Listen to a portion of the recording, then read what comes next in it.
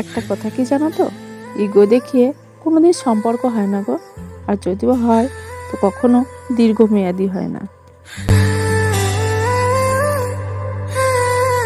তো যাই হোক বন্ধুরা, শুভ সকাল। তোমরা সবাই কেমন আছো? আশা করি যে যেখান থেকে ভিডিওটা দেখছো সকলে ভালো আছো আর সুস্থ আছো। পশ্চিম বর্ধমান জেলার ছোট্ট একটি গ্রাম থেকে আমি কমলা আমার ব্লগ চ্যানেলে তোমাদের জানাই অনেক স্বাগত, অনেক ভালোবাসা। এখন বাজে সকাল 6টা। এখন থেকে আমার ব্লগটা স্টার্ট করলো। তোমরা সকলে আমার পাশে থেকো। দেখলে তো লেপ কাটাগুলো সব কিছু বাইরে দিয়ে আসলাম ওই যে আমাদের ঘরে। আর এবার দেখো বাবুর ঘরের বিছানাটা তুলে নিচ্ছি। একটা মেয়ে কখনো খারাপ স্বপ্ন নিয়ে শ্বশুরবাড়িতে আসে না, তাকে খারাপ করে তার শ্বশুরবাড়ির পরিবেশ এবং পরিস্থিতি। আমার চোখের জল দেখে যার ভিতরটা তছনছ হয়ে যাবে, যার কাছে আমার মুখের হাসি পাহাড় সমান আনন্দের হবে। আমার খারাপ থাকাগুলো দেখে যার দুনিয়া ওলট পালট হয়ে যায়। সবাই তো আর মনের মানুষ হতে পারে না। মনের মানুষ তো আসলে সেই যার সাথে জুড়ে থাকে আমাদের বিশ্বাস, আমাদের ভরসা, আমাদের অভিমানের ভাষা। সবাই এটা বোঝে না, তাই আজকাল সম্পর্কগুলো কোনো অস্থায়ী হয় না। দেখো বন্ধুরা, তোমাদের সাথে গল্প করতে করতে ঘরের বিছানাটা তুলে নিলাম, ঘর বাড়িটাও ঝাড় দিয়ে চলে আসলাম। আর এবার দেখো বাসন মাজতে বসে গেছি। আর অনেকগুলোই বাসন হয়েছে। তোমরা তো দেখছিলে কালকে তো চিকেন করা হয়েছিল, তো এই যে রাত্রে সব কড়াই হাঁড়ি টাড়ি এগুলো সব ছিল, তো এগুলো মাজা ঘষা করছিলাম। আর ছাই দেওয়ার ফলে দেখেছো সব কিন্তু তাড়াতাড়ি উঠে গেল। আর এখন দেখো থাল বাসনগুলো মাজতে বসে গেছি। জানো তো বন্ধুরা, মাত্র 14 বছর বয়সে বিয়ে করে এসেছিলাম গো এই বাড়িতে। আর এখন এই সংসার জীবন হচ্ছে 20 বছর। তাহলে কত অল্প বয়সে বিয়ে করেও ঠিকঠাক মতো সংসারটা করছি, অনেক কষ্ট করে গো। তোমাদের তো সব বলেছি। ওই বয়স থেকে মানুষের কথা শুনতে শুনতে দেয়ালে পিঠ ঠেকে গেছে, আর ভালো লাগে না। সব কথার শেষ আমি ভালো না, আমি খারাপ, আমি মন্দ, ব্যাস কথা শেষ। আর কোনো কথা থাকে না। কিন্তু নিজের দোষ নিজের স্বীকার করে নিলাম। তর্ক করার থেকে নীরব থাকাই অনেক শ্রেয়, আমার মতো তো এটাই বলে। তো দেখো আমার কিন্তু বাসনগুলো মাজা শেষ হয়ে গেছে। এবার দেখো বাসনগুলো ঘরে নিয়ে চলে যাচ্ছি। ঘরে না গো, এইখানেই উপর দিই, তোমরা তো জানো জলগুলো ঝরে যাবে।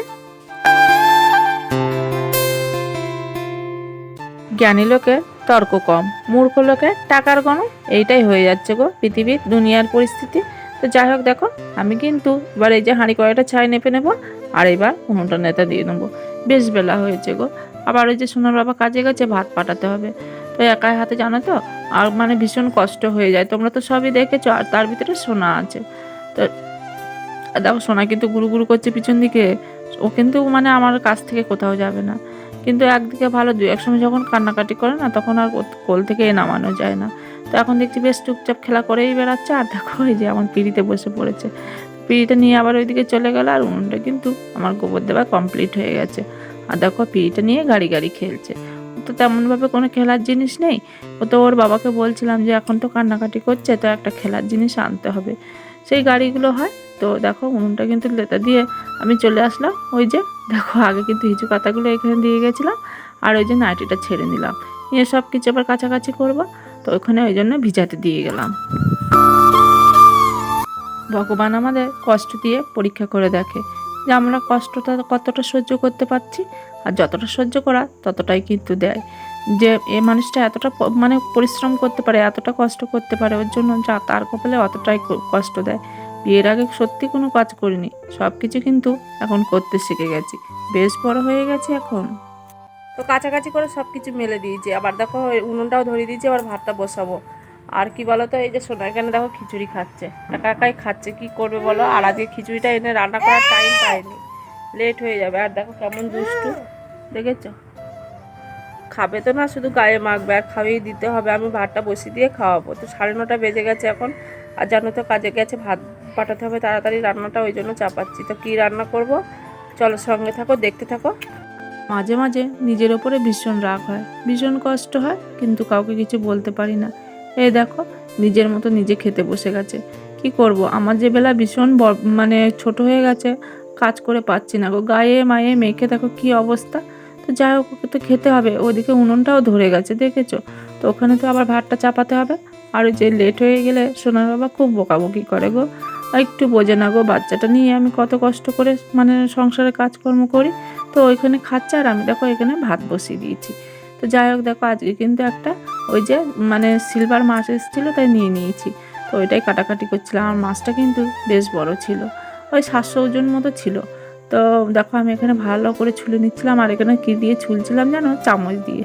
আমি চামচ দিয়ে ছুললে না বেশ মানে খোসাগুলো ভালো উঠে যায় জানো। আর একটু যদি খোসা থেকে থাকতো না, মানে একটু যদি মাছ থেকে থাকে তো ভীষণ চিল্লামিল্লি করে। তো দেখো এখন কিন্তু মাথাটা পিস পিস করে নিলাম। আর এবার দেখো মাছটাকে এই যে এখান থেকে ছোটো পাড়া পিস করে নিচ্ছি, কেন বলো তো, একটু বড় মাছ তো কেমন যেন ফেটে ফেটে যায়, তার জন্য এখান থেকে পেটিটা বের করে নিলাম। আর এবার দেখো মাছটাকে পিস পিস করে নেব।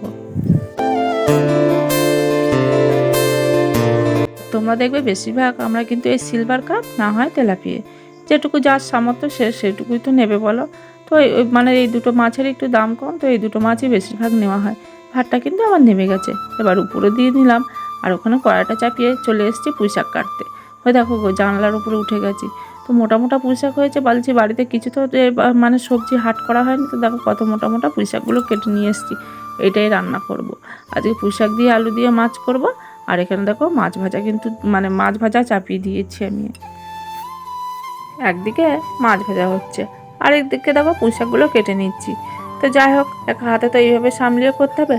আর আজকে শোনা বেশ বসে আছে, ওই জন্য দেখো কাজগুলো বেশ ভালো করে টুকটুক করে করে নিচ্ছি।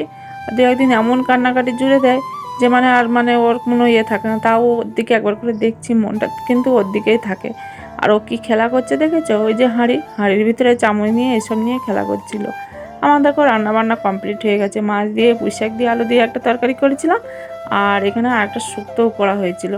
তরকারিটা কেমন হয়েছে, এই তরকারিটা বলবে তো। যেমন আমি যেমনই রান্না করি তোমাদের সাথে কিন্তু শেয়ার করি প্রতিদিন, আর জিজ্ঞাসা করি কেমন হয়েছে তরকারি। তো আজকেও সেটাই বললাম যে কেমন হয়েছে। আর একটা শুক্তো করেছিলাম ওই যে বীজকলা দিয়ে আর তেলাকুচো শাক দিয়ে আলু দিয়ে মাছের মাথাগুলো দিয়ে শুক্তোটা করা হয়েছিল, তাড়াহুড়ো করে রান্না করা হয়েছিল, তোমাদের সাথে আর কিছু শেয়ার করিনি। তো দেখো বাবুকে এখন ভাত বেড়ে দিয়েছি, বাবু কিন্তু ওর বাবার জন্য ভাতটা নিয়ে চলে যাচ্ছে।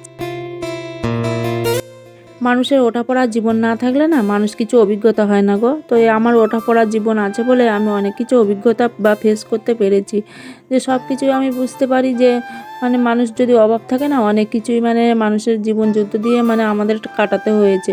আর যাদের টাকা পয়সা সব আছে তারা কিন্তু এই জীবন যুদ্ধের মানেটাই বোঝে না গো।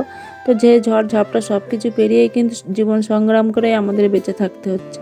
তো যাই হোক, কিছু কিছু মানে ক্ষেত্রে এমন চলে আসে যে মানে মানুষের মনের কথাগুলো তোমাদের সাথে শেয়ার করতে পারছি, এটাই আমার অনেকটাই অনেক অনেক অনেক অনেক অনেক মানে কি আর বলবো তোমাদের, সোশ্যাল মিডিয়া হিসাবে তোমাদের সাথে যে বন্ধুত্ব হয়ে আমার ভীষণ ভালো লাগছে তাই জানি, তোমাদের কাছে সব কিছুই আমি খুলে বলি।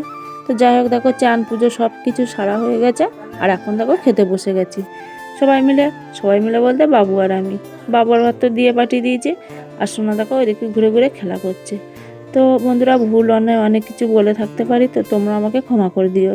তো আজকের মতো ভিডিওটা কিন্তু এখানে এন্ড করবো। তোমরা সকলে ভালো থেকো, সুস্থ থেকো, দেখা হবে পরবর্তী ব্লগে। আজকের মতো টাটা।